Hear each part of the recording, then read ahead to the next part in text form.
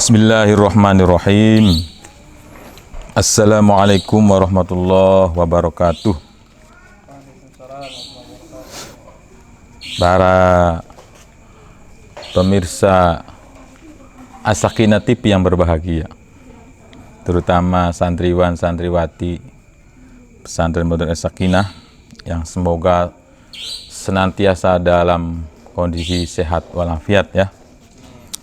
Baik, kita lanjutkan lagi kegiatan pengajian online ini dengan sama-sama membaca Al-Basmalah. Bismillahirrahmanirrahim.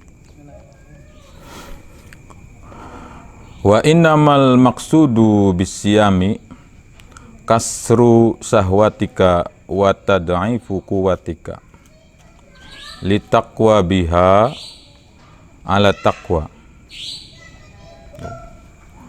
Maksud dari puasa, tujuan puasa sendiri itu adalah untuk kasru sahwatika wa tad'ifu quwwatika, adalah untuk menahan syahwatnya atau menghancurkan syahwatmu dan melipat gandakan kekuatanmu di taqwa biha ilallah, untuk bertakwa kepada Allah Subhanahu wa ta'ala.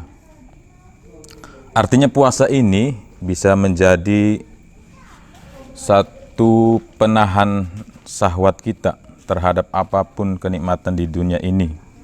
Juga bisa menjadi sumber kekuatan kita, meningkatkan ketakwaan kita kepada Allah Subhanahu wa ta'ala.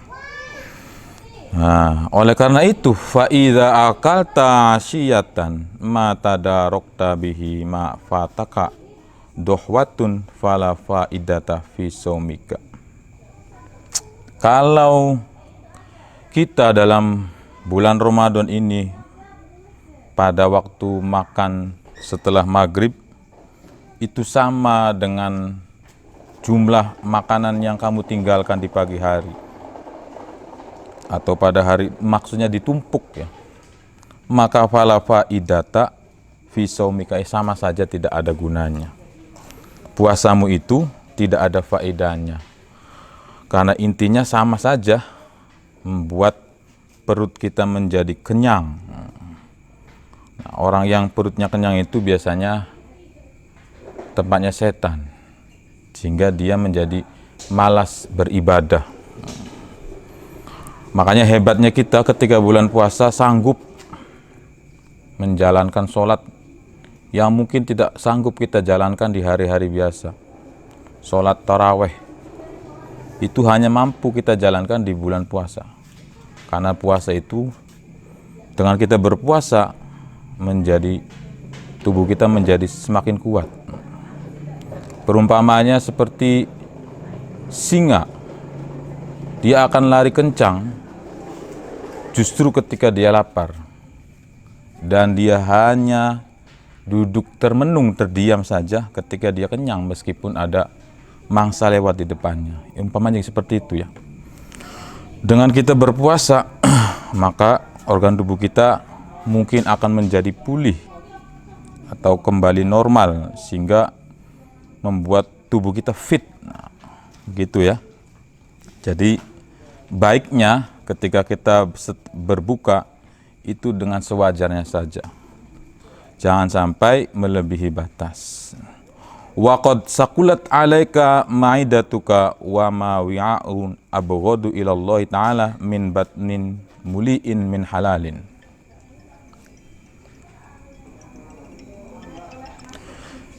Kemudian salah satu yang dibenci oleh Allah adalah batnin muli'in min halalin. Ternyata perut kita meskipun itu dipenuhi dengan makanan-makanan yang halal, kalau itu sampai memenuhi, maka itu termasuk hal yang tidak disukai sama Allah Ta'ala. Fa kaifa idza mulin min haramin, apalagi sampai dipenuhi dengan makanan-makanan yang haram. Karena ternyata organ tubuh kita juga ada ukuran-ukurannya. Tidak semuanya harus dipenuhi dengan makanannya. harus ada cairan. Begitu juga tubuh kita butuh udara, seperti itu. Dah, fa idza arafta makna shaumi fastaksir minhu mastata'ta. Kalau kita semua sudah mengerti bagaimana hebatnya puasa ini, maka perbanyaklah berpuasa mastata'ta, semampu dan sekuatmu. Fa innahu asasus sa'adati asasul ibadati wa miftahul kurbati. Puasa itu adalah pondasi segala macam ibadah. Wa miftahul kurbati, dan kunci kedekatan kita kepada Allah Subhanahu wa taala. Banyak kejadian-kejadian besar yang diceritakan dalam Al-Qur'an yang dialami oleh para nabi, para rasul Allah setelah mereka melakukan puasa ya. Nabi-nabi itu muncul risalahnya setelah mereka berpuasa. Termasuk nabi kita, Nabi Muhammad, turun wahyu kepadanya ketika beliau sedang uzlah di Gua Hiro. Mungkin juga puasa, seperti itu ya. Qala Rasulullah SAW, kullu hasanatin bi'asri amsaliha ila sab'i mi'ati di'fin illa sawma. Segala macam kebaikan itu dihitung sama Allah dengan 10 kali lipat sampai sab'i mi'atin, 700 kali lipat. Jadi semua ibadah, semua kebaikan itu Allah jelaskan ukuran-ukurannya. Kayak sholat berjamaah mempunyai kelipatan kebaikan sampai 27 kali lipat. Orang yang bersedekah berlipat-lipat ya. Tetapi illa sauma, hanya puasa, ibadah puasa, Allah tidak jelaskan seberapa hebatnya pahala yang dimiliki oleh mereka yang berpuasa. Kata Allah, fa innahu li wa ana adzibihi. Puasa milikku, kata Allah. Hanya cukup saya tahu, yang tahu, dan saya akan balas. Nah, seperti itu ya.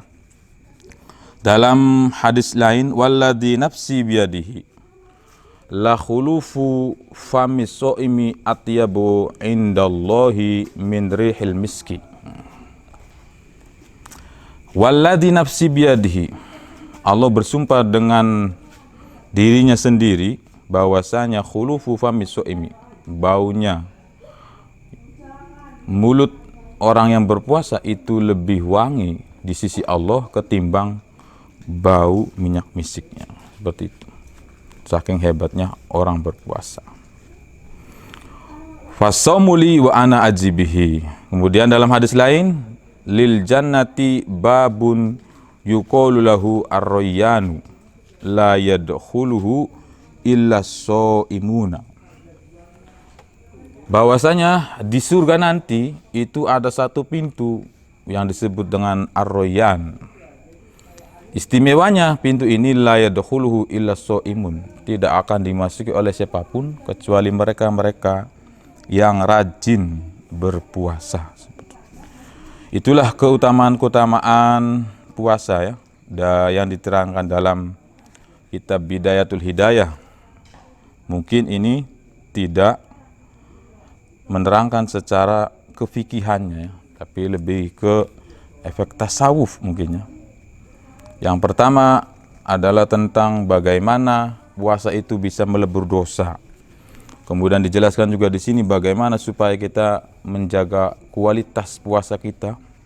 Kemudian juga di sini dijelaskan keutamaan-keutamaan yang dimiliki oleh mereka yang berpuasa, termasuk keutamaan berpuasa adalah pahalanya tidak Allah gambarkan sama sekali, seperti hanya ibadah-ibadah yang lainnya. Hanya puasa, katakan Allah, fa innahu li wa ana ajibihi. Bahkan mereka yang berpuasa sudah disiapkan sama Allah satu pintu surga yang disebut dengan Babur Royan, yang hanya dilewati atau dimasuki oleh mereka yang rajin berpuasa. Jadi semoga setelah kita mendengarkan keterangan-keterangan ini menjadi semangat kita untuk menjalankan ibadah puasa tidak hanya saja di bulan Ramadan ini, tetapi nanti juga dilanjutkan pada bulan-bulan berikutnya, yaitu dengan menjalankan puasa-puasa sunnah, baik yang mingguan, bulanan, ataupun yang bersifatnya tahunan. Nah, kata Imam Ghazali di sini, itu adalah keterangan yang bisa kami sampaikan di kitab Bidayatul Hidayah. Kalau kita pengen lebih jelas lagi, ada karangan kitab beliau yang namanya Ihya'u Ulumuddin. Wa ila mazidi li sarhi sholat wa siyami fatlubhu mimma awradnahu fi kitabina Ihya'u Ulumuddin.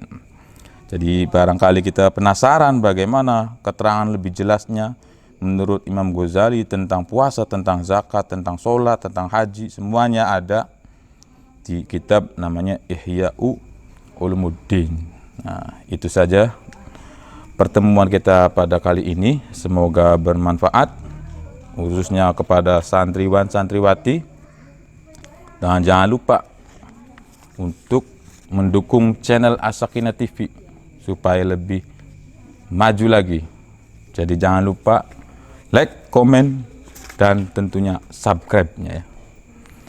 Saya akhiri, wabillahi taufiq wal hidayah. Wassalamualaikum warahmatullahi wabarakatuh.